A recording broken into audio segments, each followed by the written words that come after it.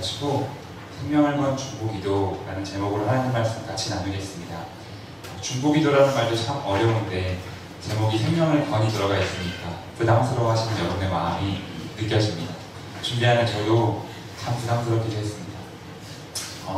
수요일은 지난 수요일 이틀 전이죠. 이틀 전에는 저희 집에 한 가정이 놀러 왔습니다.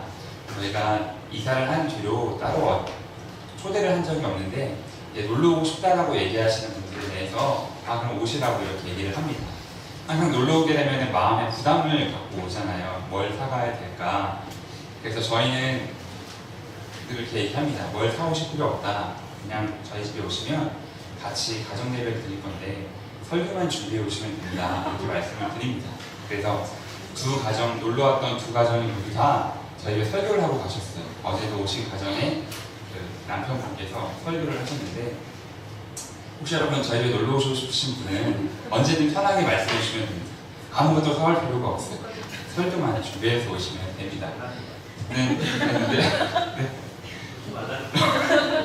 그랬는데 그때 설교를 어떤 걸 들었냐면 추수감사절에 대한 설교를 하시더라고요. 범사에 감사하고 그 설교를 하셨었는데 여러분 추수감사절은 어떤 날입니까? 1620년 메이플레어를 타고 청교도들이 미국으로 이주해서 거기서 하나님께 다시 터전을 잡은 일이 잡았고 거기에 첫 열매를 얻었을 때 그것을 감사하는 마음에 드렸던 절기, 그게 추수감사절입니다. 정말 우리가 이렇게 역사적으로만 들었던 거지만 실제 그들이라면 참 너무나 감사했을 것 같아요. 낯선 환경에 가서 무사히 도착한 것도 감사한 건데 거기서 먹고 살 수 있게 농작물이 나는 것도 너무나 감사한 일이겠죠.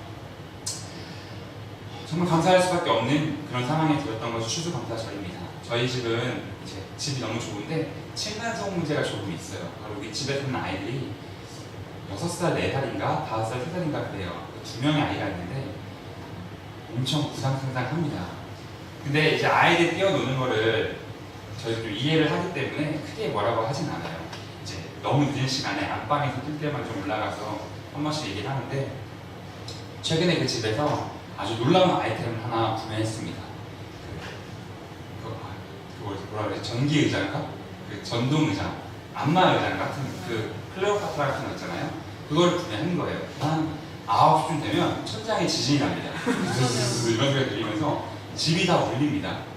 근데 또 올라가 보면 그 할아버지 할머니가 하고 계시니까 그 집이 그 젊으신 남편과 아내는 다 저녁에 일을 나가시고 할아버지 할머니 애들만 있어요. 근데 하시니까 또 하지 말라 그럴 수도 없고 9시면 한 보통 20분 정도 하시거든요. 많이 안 하세요. 근데 그 20분 동안 집이 울려요. 어쨌든 그런데 이사를 가고 싶은 마음이 참 많이 들더라고요. 집은 너무 좋지만 이거 우리랑 이렇게 다툼을 할 수도 없고 그렇다고 뭐 의자를 하지 말라고 할 수도 없고 얼마나 비싼 거겠습니까? 이사를 가고 싶더라고요. 근데 이사 가는 게 참 어렵습니다. 우선은 돈이 가장 걱정되고 어디로 갈 것인가 걱정되고 등등등 그렇게 어려운 것인데 이걸 생각하다 보니까 청교도들이 얼마나 감사했을까를 생각하게 되더라고요. 정말 그 먼 길을 떠난다는 게 어려웠을 것인데 결단해서 가는 것도 대단하지만 그걸 다시 행복하게 살 수 있다는 것 참 감사할 수밖에 없겠다. 어쩌면 우리도 그와 동일한 은혜를 받았을지도 모르겠습니다. 어쩌면 더 큰 은혜를 받았습니다. 우리는 단순히 영국에서 미국으로 옮겨간 것이 아니라 죽을 수밖에 없는 사망의 몸에서 그리스도의 생명, 영생의 나라로 옮겨간 것이 바로 우리들입니다. 우리들의 그 은혜가 우리에게 임했고 그 2000년 전에 주님께서 십자가를 박혀 죽으심으로 우리에게는 새로운 생명이 얻게 되었습니다. 그런데 그것은 우리가 실제가 되기까지 예수님이 모든 사람을 위해 십자가를 박히셨지만 이 땅의 모든 사람들이 다 그 은혜를 경험하지 않는데 이것이 우리에게 실제가 되기까지는 몇 가지의 단계, 몇 가지의 과정이 있는 듯합니다. 그 과정을 여러분과 함께 본문을 통해 나눠보겠습니다. 오늘 모세가 성경에 등장하죠. 모세는 중보자입니다. 제가 지지난주에 이 금송아지의 기도가 총 3편이 나와요. 그 중에 1편을 했었고요. 오늘이 2편이에요. 아마 2주 뒤에는 3편을 하게 될 것 같아요. 한번 읽어주셔도 좋을 것 같은데 모세는 중보자이죠. 중보자는 중재자라는 뜻입니다. 하나님과 사람 사이의 중재자인 거예요. 두 가지의 역할이 있습니다. 하나님 앞에 나아가서 사람들의 요청, 사람들의 잘못을 대신 회개하며 하나님께 기도하는 역할이 있습니다. 또 한 가지, 그것이 전부가 아니라 마찬가지로 사람에게도 나아가서 하나님의 말씀을 선포하는 것, 그 두 가지 역할을 모두가 하는 것이 바로 중보자의 역할입니다. 지난주에 모세의 기도가 이제 하나님께 기도하고 끝나죠. 하나님 용서해 주세요 하고 끝납니다. 그리고 오늘 그 본문 사이에 어떤 행동이 나오는데 그 행동이 어떤 것이냐면 이제 내려와서 돌판을 깨뜨리고 금송아지를 다 가루를 내가지고 사람들에게 먹게 하고 3,000명을 죽이는 그런 일들을 이 사이에 하게 됩니다. 오늘 기도는 바로 이 사건들, 사람들을 죽이고 심판하고 돌판을 깨뜨린 사건들의 이야기로부터 시작이 됩니다. 우리에게 이 하나님의 은혜가 어떻게 실제가 되어지는가? 첫 번째 과정은 죄를 깨닫게 하는 것입니다. 죄를 깨닫게 하는 것. 여러분 혹시 한포진이라는 병을 아십니까? 한포진. 아마 잘 모르실 겁니다. 드문 병입니다. 저도 한번 걸려봤는데요.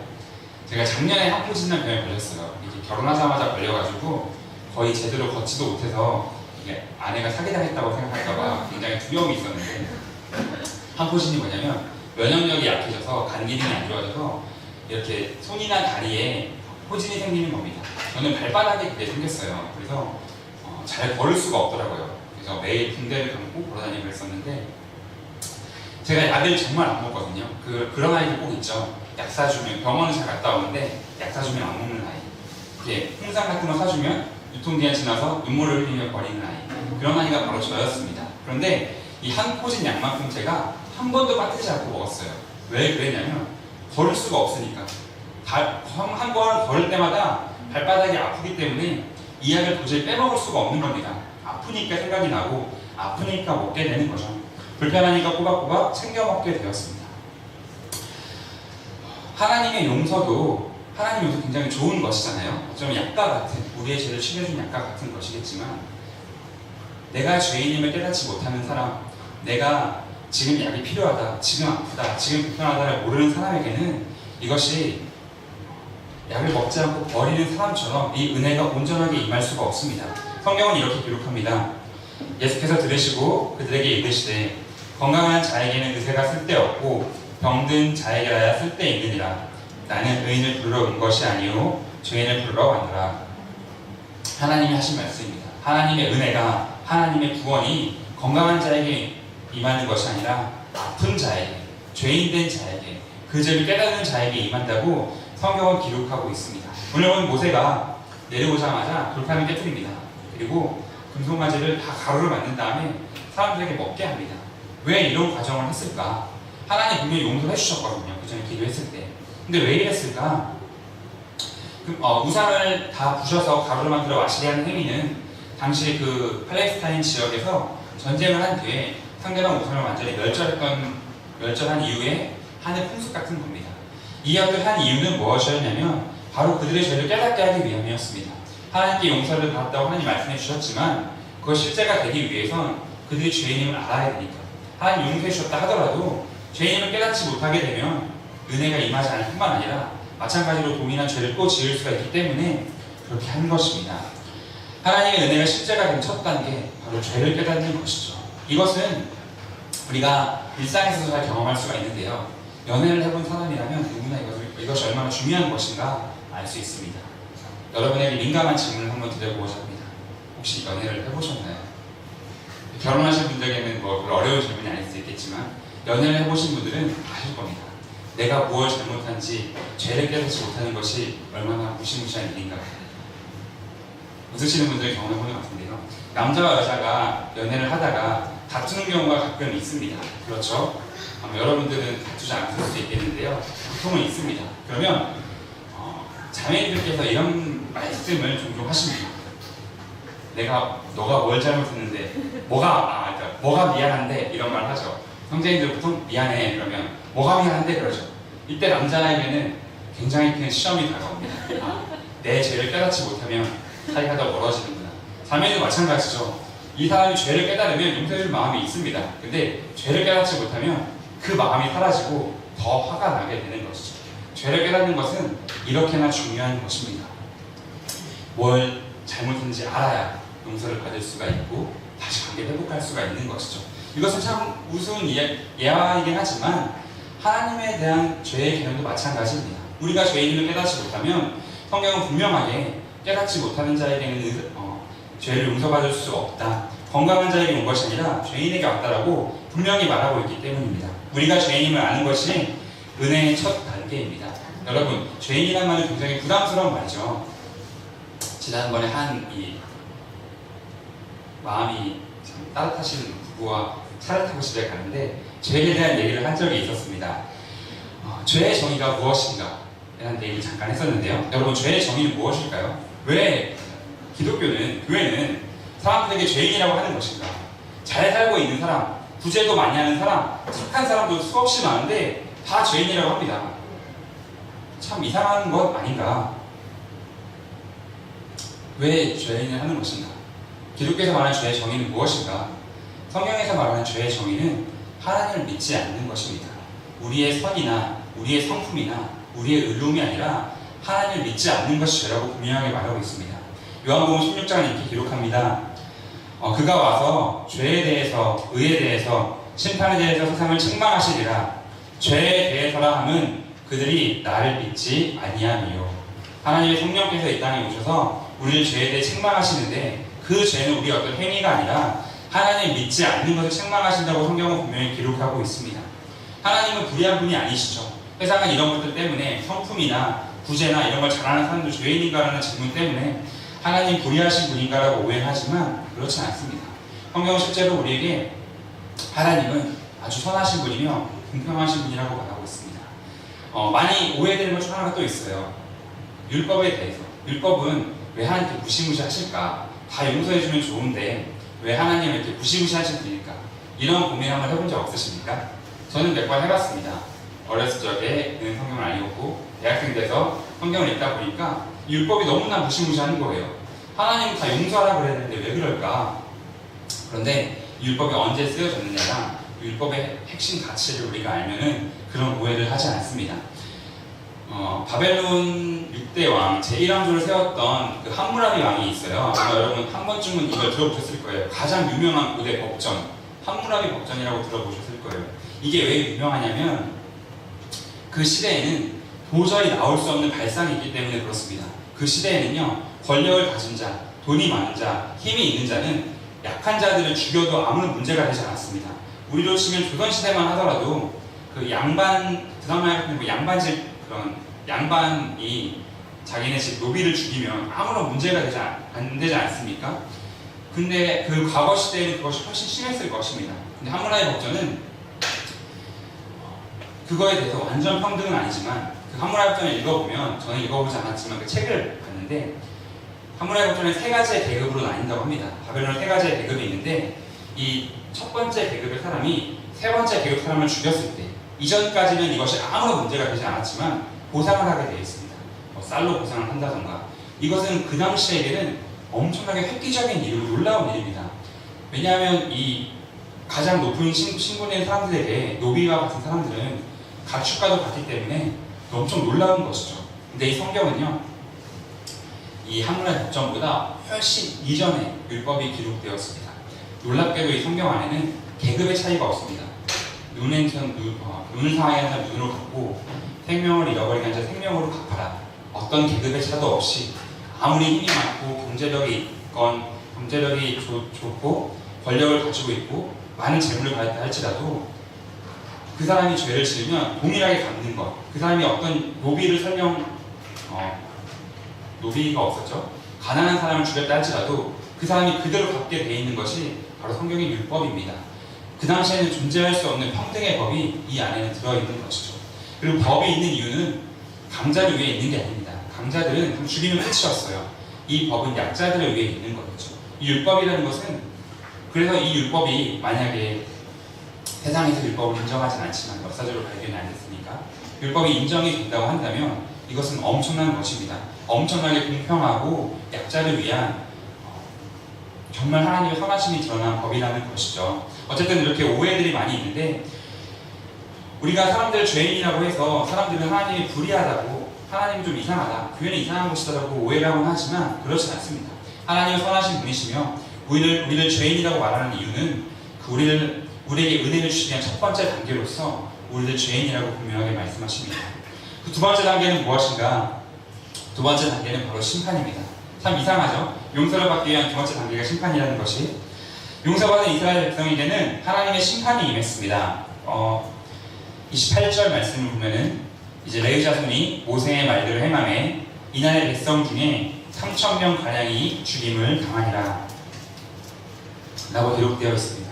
아니, 용서를 받았는데 왜 심판을 받는 것인가? 하나님은 정의로운 분이시죠. 여러분, 정의란 무엇입니까? 법을 집행하는 겁니다. 법을 공평하게 집행하는 것이 바로 정의죠. 내가 누구는 더 예쁘다고 아이들만 하더라도 뭐 주아는 예쁘다고 떡 5개 주고 예원이는 좀 덜 예쁘진 않지만 그렇다고 떡을 3개 주면 예원이가 얼마나 저를 미워하겠습니까? 얼마나 마음이 상하겠어요. 줄 거면 5개씩 공평하게 줘야겠죠. 저 어릴 적에 그런 경험이 있습니다. 그 친척들이 다 오셔가지고 이제 저희 또래 친척이 4명이 있거든요. 노래를 시키는 겁니다.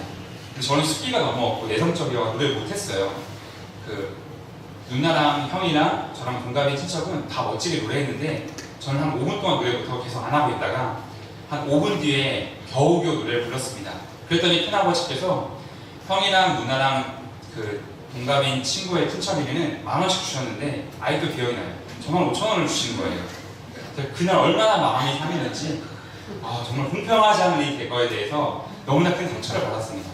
다행히 저희 아버지께서 뒤에서 몰래 5,000원 더 주셔가지고 저도 마음을 채우게 되었는데, 세상의 어린아이도 공평하지 않게 되면 마음이 상하고 신뢰할 수가 없게 되는 것입니다. 근데 하물 하나님께서 율법을 정해 놓으시고 그 심판을 너희가 기도했으니까, 너희가 잘 됐으니까 그냥 그대로 물리신다면 하나님은 정의롭고 공의로운 분이라 할 수가 없는 것이겠죠. 하나님 율법에 약속하신 것처럼 반드시 약속된 율법은, 약속된 심판은 반드시 임해야만 합니다. 우리는 값없이 하나님의 은혜를 얻었고 값없이 용서를 받았기 때문에 하나님의 심판이라는 것에 너무 가볍게 생각합니다. 그냥 없어지는 것, 내가 그냥 회개하면 되는 것, 이 정도로 생각을 합니다. 심판은 있습니다.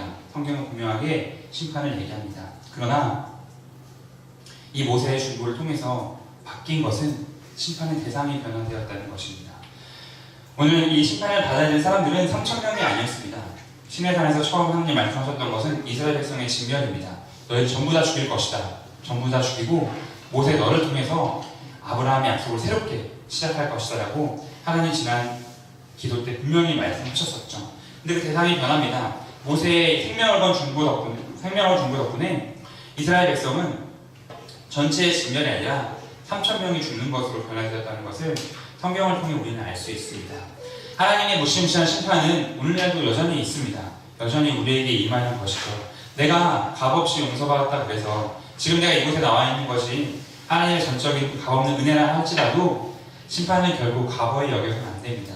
우리에게는 심판이 사라진 것이 아니라 이스라엘 백성처럼 다시 그 대상이 바뀐 것입니다. 우리가 잘 아는 것처럼 예수 그리스도께로 그 심판의 대상이 변하였습니다. 성경은 이렇게 기록합니다. 그리스도께서 하나님 곧 우리 아버지의 뜻에 따라 이 악한 세대에서 우리를 건지시려고 우리 죄를 대속하기 위하여 자기 몸을 주셨으니. 아멘. 하나님께서는 성경을 통해 예수님이 우리 죄를 대속하기 위해서 죽었다라고 분명히 말하고 있습니다. 우리의 죄는 심판이 없어진 것이 아니라 예수님께서 우리를 위해서 대신 죽으신 것입니다. 그리고 우리와 함께 죽으신 것입니다. 모세가 이 사건들 이후에 죄를 깨닫게 하고 심판을 받게 한 이후에 모세가 기도를 합니다. 그것이 오늘 읽은 본문 말씀입니다. 엄청난 기도죠. 모세가 여호와께로 다시 나아가 여짜오되 슬프도소이다. 이 백성이 자기들을 위하여 금신을 만들어 싸우니 큰 죄를 범하였나이다.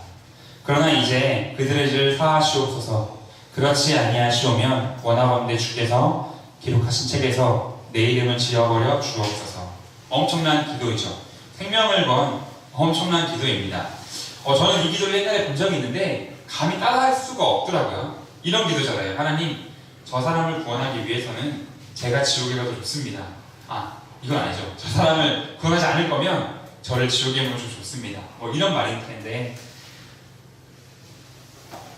혹시나 그렇게 될까봐 무서워서 못하겠더라고요. 지옥에 너무 가기 싫기 때문에. 무섭잖아요. 근데 모세는 그런 기도를 했습니다. 모세가 이스라엘에게 죄를 알리고 심판 대신 있는 것을 알리고 새 출발할 수 있게 기도합니다. 이 중보를 통해서 하나님은 응답하시고 이스라엘이 새로운 출발을 할 수 있게 됩니다. 이걸 통해 알 수 있는 것은 심판이 끝이 아니라 심판을 통해 분명히 새로운 출발이 예비되었다는 것을 우리는 알 수 있는 것이죠. 예수님도 우리를 이렇게 하셨습니다. 모세가 이스라엘 백성을 위해 목숨 걸고 기도한 것처럼 예수님도 우리를 위해서 목숨 걸고 기도하셨습니다. 겟세마네 그 동산에서 생명 걸고 기도하셨죠. 이 잔 내게 써놨으면 좋겠습니다. 그러나 아버지의 뜻이라면 나의 생명을 죽여서라도 이들을 살리기 원합니다.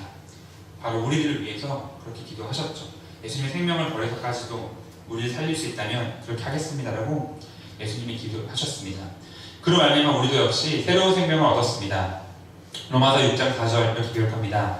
그러므로 우리가 그의 죽으심과 합하여 세례를 받음으로 그와 함께 장사되었나니 이는 아버지의 영광으로 말미암아 그리스도를 죽은 자 가운데서 살리심과 같이 우리로 또한 새 생명 가운데서 행하게 하려 함이라. 아멘. 우리가 그의 죽으심과 함께 죽게 되었을 때 하나님께서는 그를 살리시며 우리로 또한 새 생명 가운데서 살게 하신다라고 성경은 기록하고 있습니다. 결국 우리는 그리스도 안에서 죄를 깨닫고 심판을 받고 그로 말미암아 새 생명을 얻고 살아가는 존재, 그것이 바로 그리스도인입니다. 저와 여러분은 그런 존재입니다. 여러분 죄를 깨달으셨습니까? 그리스도의 새 생명을 얻으셨습니까? 그것은 이미 이루어졌습니다. 2000년 전에 예수님께서 십자가에 못 박히실 때 그 못 박히심이 우리에게 죄를 알려주시고 우리가 새 생명을 얻을 수밖에 없는 존재임을 예수님은 알려주셨습니다. 가장 높은 갈보리 위에서 그 누구나 기도하면 그 누구나 눈을 들면 볼 수 있는 곳에서 하나님 우리에게 그렇게 우리가 죄인임을 알려주시고 우리가 심판받을 자임을 알게 하시고 그것 대신하여 주님께서 못 박히시고 새 생명을 주셨습니다. 모세의 중보 기도는 참으로 놀랍습니다. 이 모세의 기도는 곧 그리스도의 기도입니다. 예수님의 기도인 것이죠. 예수님 우리에게 하신 기도이기도 하며 또 우리가 해야 될 기도이기도 합니다. 사랑하는 사람이 그리고 공동체가 새로운 삶으로 나아가게 할 수 있는 그런 기도입니다. 우리는 이 은혜를 받은 자이기 때문에 예수님을 말미암아 은혜를 받은 자이기 때문에 이제 우리는 동일하게 기도할 수 있습니다. 여러분 사랑하는 사람들이 있습니까? 아멘이시죠? 사랑하는 사람들이 있습니까? 네, 아멘이실 것입니다. 그들을 위해 기도하고 계십니까? 네, 아멘이실 것입니다. 저도 사랑하는 사람이 있고 사랑하는 사람을 기도하고 있습니다. 저는 사랑하는 사람들을 위해서 복된 기도를 많이 합니다. 제가 예전에 모르던 시기에는 막 이렇게 고난을 막 주는 기도를 한 적이 있었어요. 제가 아직도 마음에 걸리는 기도가 뭐냐면 제가 처음 사역할 때 하나님께서 우리나라 교육 현실에 대한 안타까운 보게 하셔가지고 하나님 정말 그리스도인들이 공부 열심히 해가지고 지방대에 가서 이렇게 참된 복음을 가르쳤으면 좋겠습니다. 제가 아이들 기억 나는데 3명의 아이에게 안수할 때 그런 기도를 했어요. 하나님 이 아이가 지방에 가서 공부를 잘해서 지방에 가서 복음을 좀 바라게 해주세요. 3명이 기도를 했는데 참 하나님은 신실하셔서 기도를 기억하시고 66% 들어주셨습니다. 어쨌든 이 기도가 나는데 대부분 우리가 기도를 할 때는 좋은 것만 기도하죠. 그 사람이 잘 됐으면 좋겠습니다. 치료받았으면 좋겠습니다. 사업이 잘 되면 좋겠고 뭐가 되면 좋겠고 물론 그 기도가 정말 중요한 기도, 귀한 기도이고 맞는 기도입니다. 그러나 우리는 모세의 행동과 모세의 기도를 배울 필요가 있습니다. 모세가 했던 기도는 그 사람이 죄를 깨닫게 해주실 기도했었고 또한 그 사람에게 하나님의 심판이 있게 하기를 기도했습니다. 그러나 그 심판이 그 혼자 받는 것이 아니라 그리스도와 함께 십자가에서 못 박히고 죽는 그 심판이 있기를 모세는 간구했습니다. 분명히 죄를 깨닫고 또 그리스도와 함께 심판받아야만 새 생명을 얻을 수 있기 때문에 이것보다 더 귀한 기도는 없습니다. 다른 어떤 것으로 그 사람의 필요가 채워진다 할지라도 그 사람의 병이 나을 수가 있고 그 사람의 재정이 풍성해질 수도 있고 꿈이 이루어질 수도 있고 원하는 수없이 많은 것들이 이루어질 수 있지만 그것도 너무나 귀하고 물론 감사한 것은 맞지만 그것보다 더 근본적인 것 진정으로 그 사람에게 영원한 행복을 줄 수 있는 것은 그 사람이 그리스도의 새 생명을 얻는 것밖에 없습니다. 그것을 통해서만이 사람은 진정한 행복을 얻을 수가 있기 때문에 우리는 이 모세의 기도를 보고 우리가 사랑하는 사람들을 위해서 그렇게 기도해야 됩니다.